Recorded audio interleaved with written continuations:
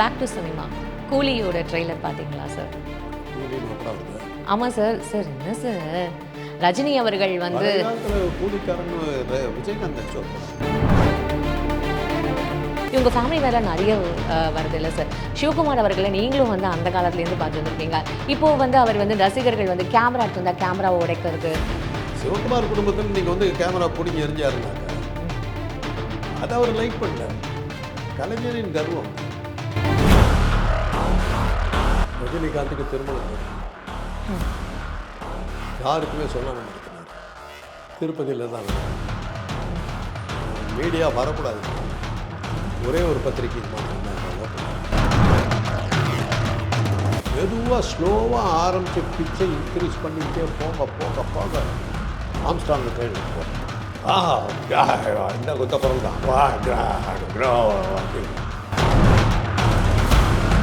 அப்போ சூர்யா அவர்களும் கார்த்தி அவர்களும் கூட சார் அவங்கள பற்றி கூட நிறைய விமர்சனம் வந்ததில்லை சார். இந்த பருத்தி வீரன் படம் அப்போ அவங்க பருத்தி வீரன் படத்தில் என்ன ஆச்சு, அந்த மாதிரி பணம் கொடுக்கலன்னாக்கா உதச்சி வாங்கி கொடுத்த ஒரே ஆள் எனக்கு தெரிஞ்ச சினிமா, தமிழ் சினிமா ஃபீல்டில் எங்கள் காலத்தில் எம்ஜிஆர். சிவாஜி அவ்வளோ பெரிய நடிகராக இருந்து அவருக்கு எம்ஜிஆர் அளவுக்கு செல்வாக்கு ஏன் வராமல் போச்சுன்னா, அவர் நடிக்கிறதை விட்டுட்டு வேறு எந்த வேலையிலும் கவலைப்பட மாட்டார். ஒரு சிவாஜியோட முன்னாடி இப்படி இப்படி கோச்சுக்கிட்ட இப்படி நினைச்சு பார்க்க முடியாது. இன்னைக்கு அதெல்லாம் வராது, எடுக்க முடியாது, திருப்பி எடுக்க முடியாது. நம்ம பண்ண கொலையெல்லாம் முட்டாள்தனமான முறையில் வெளியே போயிடுச்சுன்னு தெரிஞ்ச உடனே சிறப்பு ரோஜாக்கள் படத்தில் யூ இடியட் என்று வருவார். கமல் அவரோட ஃபேனா சார்? கமல் ஃபேன் இல்லை, நல்ல நடிப்பவர்களை நான் பார்க்கறது தயாராக இருக்கேன். அதே மாதிரி இப்போ உங்களுக்கு உங்கள் ஆசையை ஏன் தீர்ப்பாங்க? தர்ம யுத்தங்கிற படத்தில் ரஜினி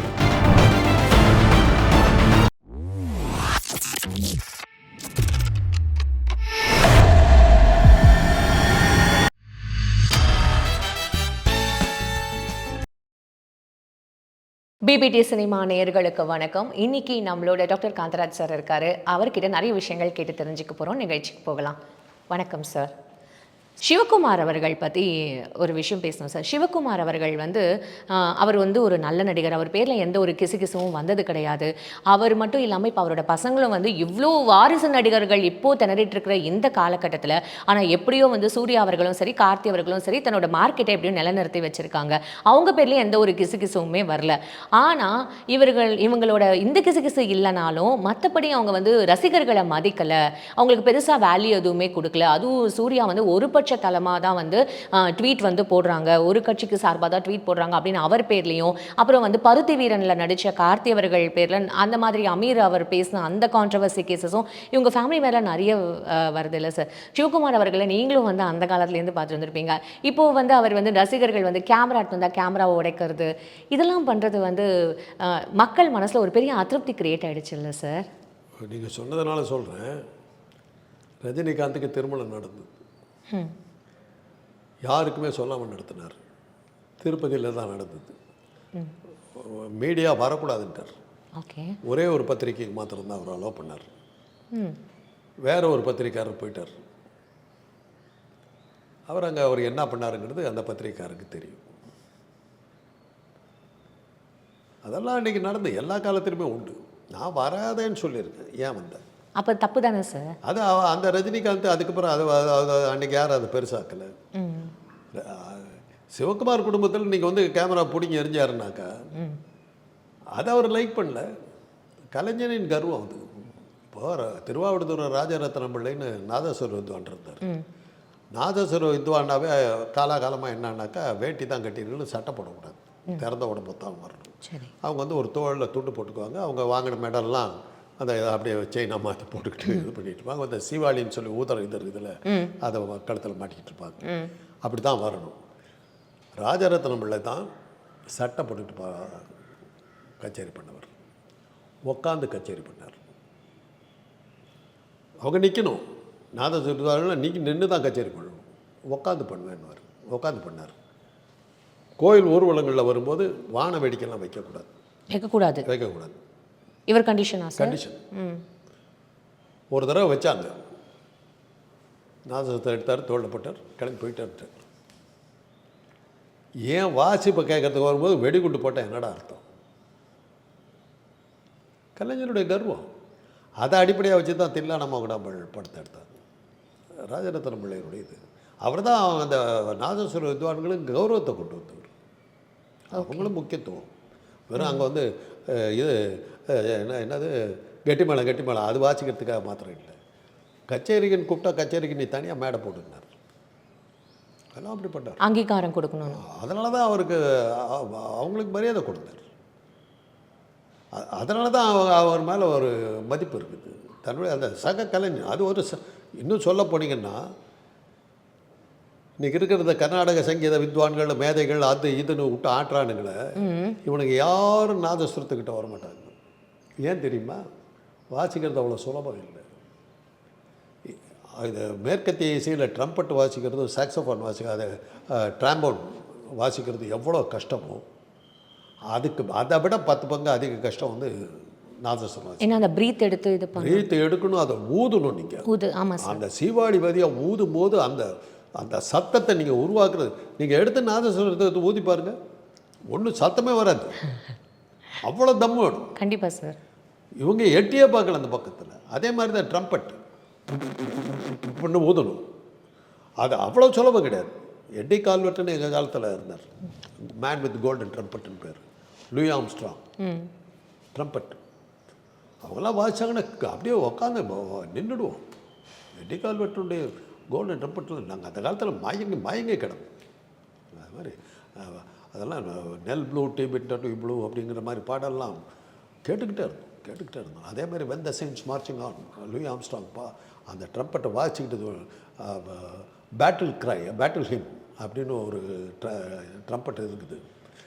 அந்த 5 பென்னிஸுங்கிற படத்தில் லூயி ஆம்ஸ்ட்ராங் வாசிக்க ஆரம்பிப்பார். டேனி கேங்கிற ஒரு காமெடி நடிகர், அவரும் ட்ரம்பட் பிளேயர். அவர் வந்து சான்ஸ் கேட்பார், கொடுக்க மாட்டாங்க. உனக்கு என்னடா தெரியும்னு சொல்லுவாங்க. அவர் அந்த ஓரமாக நிற்பார் அந்த ஆடிட்டோரியம் ஹோட்டல் எல்லாம் உட்காந்து. அவர் ஆரம்பிக்கும் போது இவர் ஆரம்பிப்பார் இந்த கடைசியில் இருந்துக்கிட்டு. லூயி ஆம்ஸ்ட்ராங் அப்படியே டக்குன்னு அப்படியே நிறுத்திடுவார். அவர் வாசிக்க ஆரம்பிப்பார். எல்லாரும் அப்படி திரும்பி பார்ப்பாங்க. மெதுவாக ஸ்லோவாக ஆரம்பித்து பிச்சை இன்க்ரீஸ் பண்ணிக்கிட்டே போக ஆம்ஸ்ட்ராங்கு கையில் எடுத்துக்குவார். இந்த குரல் தான் அப்படின்னு அப்படியே பாடிக்கிட்டு மேலே வருவார். 2 பேரும் சேர்ந்து 10 நிமிஷம் ட்ரம்பட்டு இது பண்ணுவாங்க. இன்டர்வல் டைமில் வரும் அந்த படத்தில் இந்த சீனு. இன்டர்வல் விட்டதே எங்களுக்கு தெரியல. அப்படியே உட்காந்துட்டோம், மெய் மறந்து உட்காந்துட்டோம். போட்டு பாருங்கள், 5 பென்னிஸ்ன்னு போட்டு பேட்டில் ஹிம்னு போட்டு பாருங்கள். சரி, இப்போ நீங்கள் அதுக்கு எதுக்கு சொல்கிறேன்னா, அந்த கர்வம் லூயி ஆம்ஸ்ட்ராங்கை வந்து நீங்கள் கேள்வி கேட்க முடியாத கர்வம், அந்த கர்வம் வந்து ராஜரத்னம் பிள்ளைக்கு இருந்தது. அது மாதிரி அந்த இப்போ நீங்கள் சிவகுமார் வந்து கேமராமேனாக வச்சாருங்கிறீங்களே, அந்த கர்வம் சார். நான் வந்து ஒரு இடத்துக்கு போகிறேன், ஏதோ ஒரு துக்கத்தை விசாரிக்கிறதுக்கு போகிறேன். அந்த இடத்துல இருந்து சார் நீங்கள் நடித்த படம் எப்படி இருந்தது தெரியுமா, இன்றைக்கி அந்த படம் எப்படி சார் போகுது, இதெல்லாம் கேட்டால் எப்படி இருக்கும் சார்? இப்போ இருக்கிற ரசிகர்கள் வந்து உங்களுக்கு ரசிகர்கள்னாலே உங்களுக்கு நமக்கு தெரியும் இல்லை சார், அவங்க வந்து எதிர்பார்ப்பே என்ன சார், தன்னோட ஃபேனு தன்னோட இதுன்றது போது அவங்க பிரமிப்பா கிட்ட போய் பார்க்கறது. போட்டோ அழுதுகிட்டு போகிறேன், ஒரு துக்கத்தை விசாரி. நேற்று கூட பெரியவர் ஆரம்பி அவருடைய நினைவு நாள் நான் போயிருந்தேன்.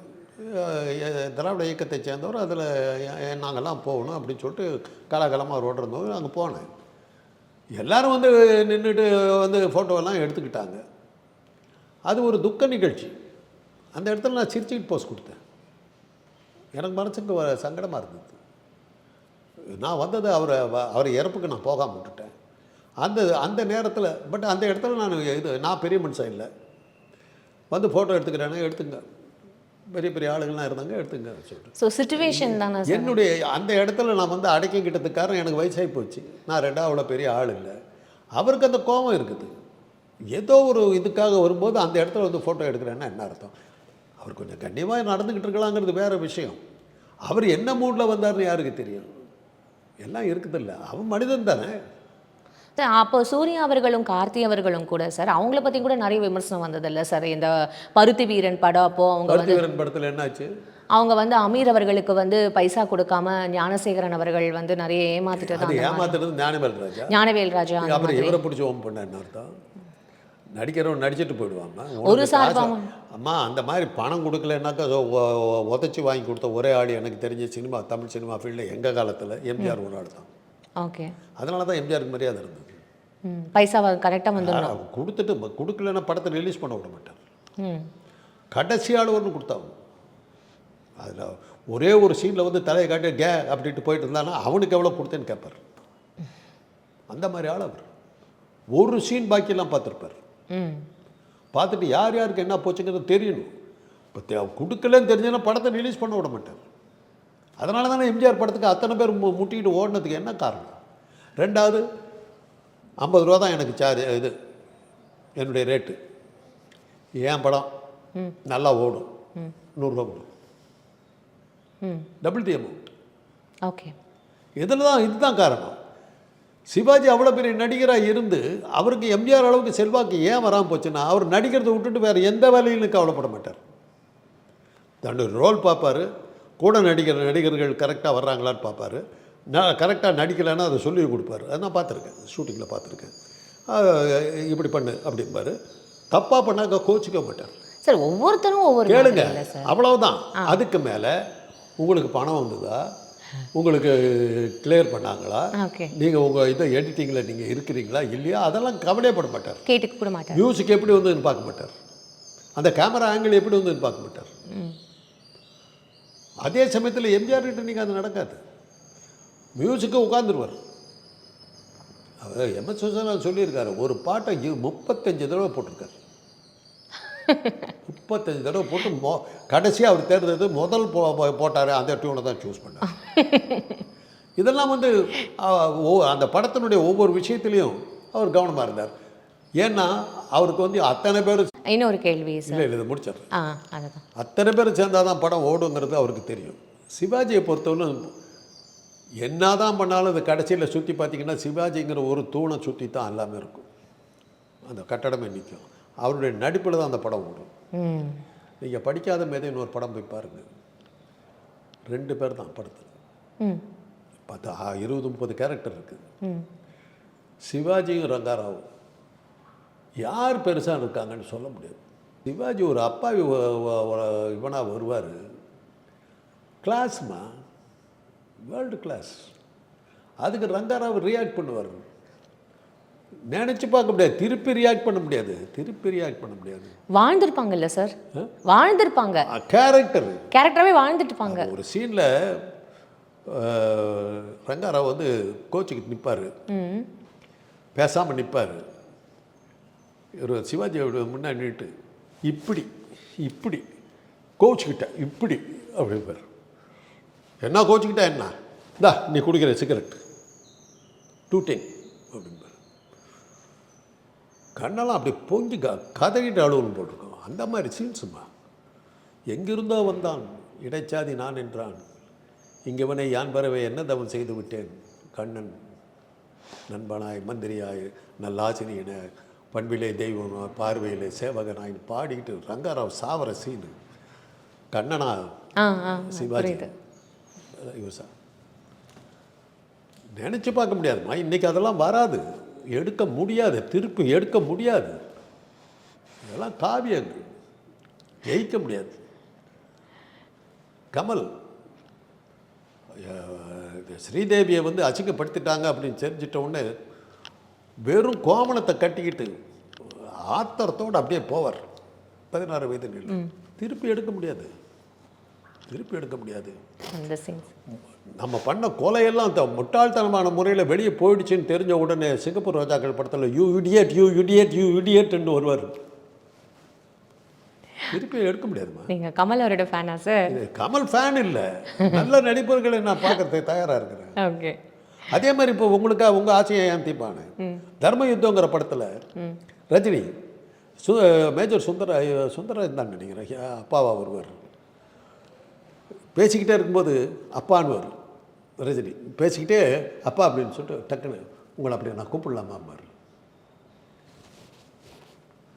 அற்புதமான ரியாக்ஷன். நீங்கள் கேட்டதுக்காக சொல்கிறேன். அது மாதிரி தேடி பிடிச்சி சொல்ல முடியும். அதே மாதிரி வந்து புவனா ஒரு கேள்விக்குறிங்கிற படத்தில் ரஜினி சிவகுமாரால் ஏமாற்றப்பட்ட சுமித்ரா கடைசியாக இவர் வந்து ஏற்றுக்கிறேன்னு சொல்லிட்டு வர்றார். அந்த குழந்தைக்கு நான் தான் தகப்பன் நான் ஏற்றுக்கிறேன்னு சொல்லிட்டு வரும்போது ரஜினியோட நின்றுட்டுருப்பாங்க. சிவகுமார் அப்படியே ஒரு தடுமாறி நிற்பார். காவியம் நடிக்க முடியாது, சொல்லலாம், சொல்லக்கூட முடியாது, வர்ணிக்க கூட முடியாது. காவியங்கள் ஓகே, எவ்வளவோ காட்சிகள் இருக்குது, எவ்வளவோ காட்சிகள் இருக்குது. உங்களோட பொன்னான நேரத்துக்கு ரொம்ப நன்றி சார்.